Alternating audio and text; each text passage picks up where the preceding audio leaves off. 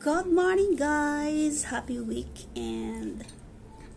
Ayan, almusal na tayo kasi mag-umpisa na naman, trabaho na naman. Almusal tayo. Magang umalis yung alaga kong dalaga. May activity siya. Kasama ang daddy.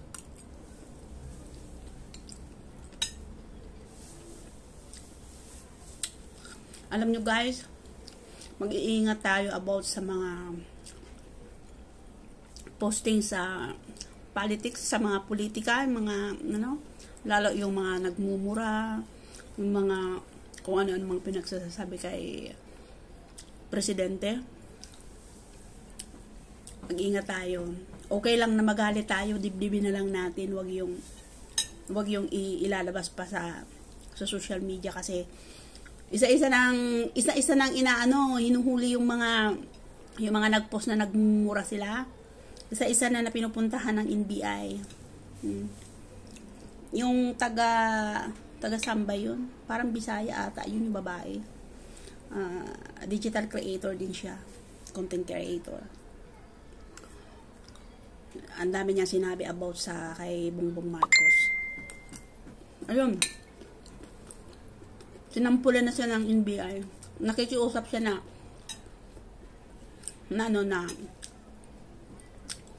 i-delete niya na lang. Huwag na siyang sumama sa NBI pero hindi pumayag NBI. Kailangan dinala pa rin siya. Sinama pa rin siya. Mahirap. Tapos yung pulis na, di ba? Nagmumura din siya. Pinagmumura niya din siya, si presidente. Yung pulis na ano ang pangalan nun? Basta napanood nyo yun kasi trending yun eh. Inanura rin siya.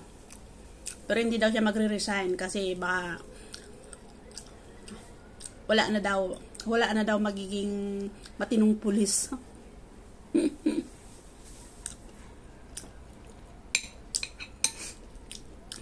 Okay lang naman yun. Okay lang naman magpahayag tayo ng nung saloobin natin. Yung sa tamang yung sa tamang pananalita.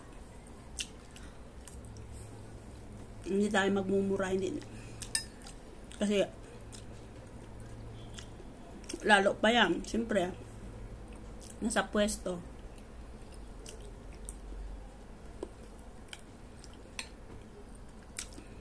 Ang politika ganyan. Pagkatapos niyan, wala na. Sibilyan ang magiging kawawa.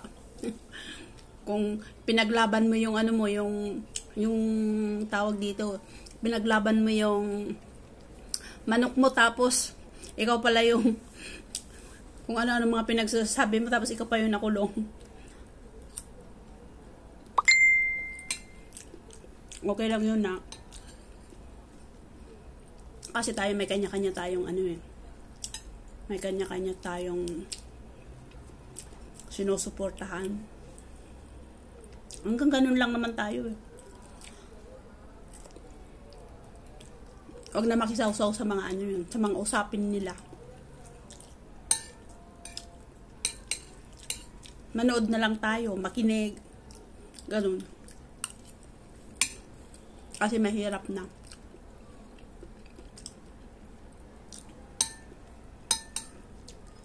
Ako sa totoo lang talaga, wala man lang kaamor-amor sa politika.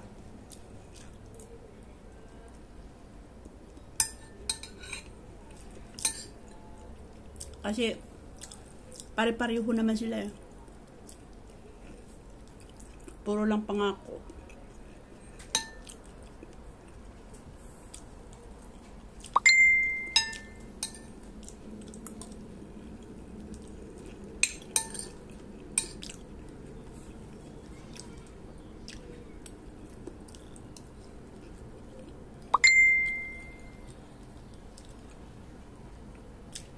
Yung babaeng isa na hinuli ng NBI, pinagkalat niya, tapos yung siya, ang dami niya sinabi na mga fake news.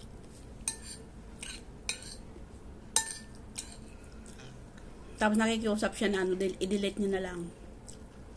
Hindi pumayag ang NBI, sinama pa rin talaga siya sa ano. Yung ipinaglalaban niya ba, kung wala naman tayong alam, wala din naman tayong idea kung totoo ba o hindi. Para lang sumikat tayo, para lang magkaroon ng maraming views, 'di ba? Tapos magpapalaganap ka ng fake news. Mali yun. Alam mo, sa Pilipinas lang talaga magulo yung yung politika. Sa Pilipinas lang talaga na madumi masyado. Dito siguro ganun din, pero tahimik ang tao, hindi yung katulad sa atin, Diyos ko Lord. Mas malala pa yung mga hindi kandidato. Mas malala pa yung mga suportadores lang.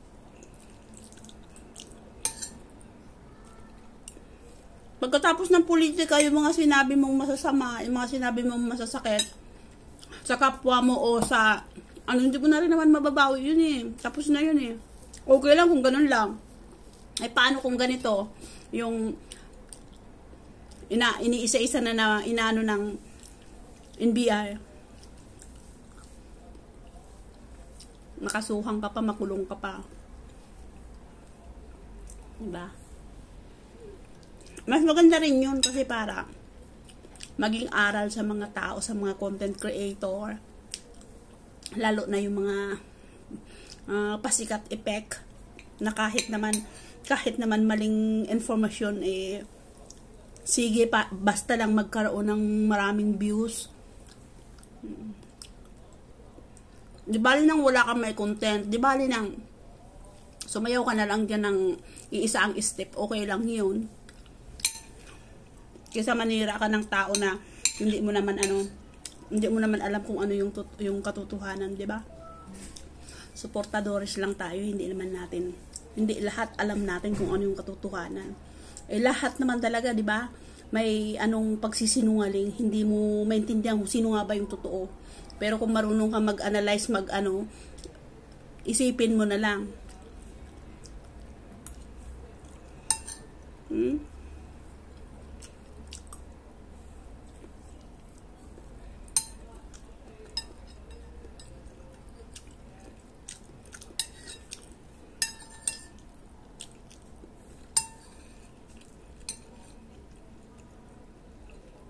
Ako maldita din ako basta inaapakan ako.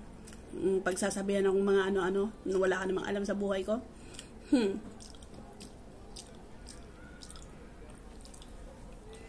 Ganun yung ko.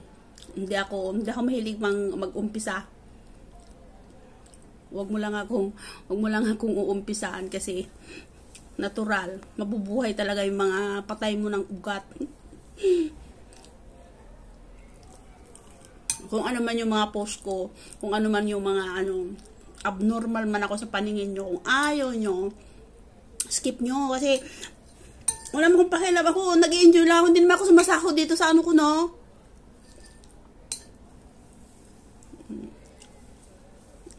Nag-i-enjoy lang ako nung time, na-depress ako nung time na ano ko noon. Dito lang ako sa social media, sa Facebook, sa YouTube, sa TikTok. Doon ako puro lang naman kalukuhan yun eh. Ngayon kung siseryosohin nyo, kayo ang talo. Wala naman akong pakialam doon, basta wag nyo lang ako pagsasabihan ng kung ano-ano. Kasi kung ang tingin nyo sa akin is masama, mas masahol ka pa. Ana-ana, corpus. Kaya, mag-ingat ka. Kasi, yung ibabato mo sa akin ng mga salita, baka pag ako inumpisahan mo, iwan ko lang sa'yo.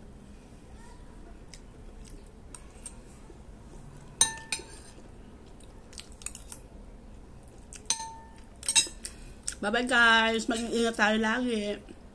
Lalo na ngayon, malapit na ang eleksyon. Ingat tayo. Bye!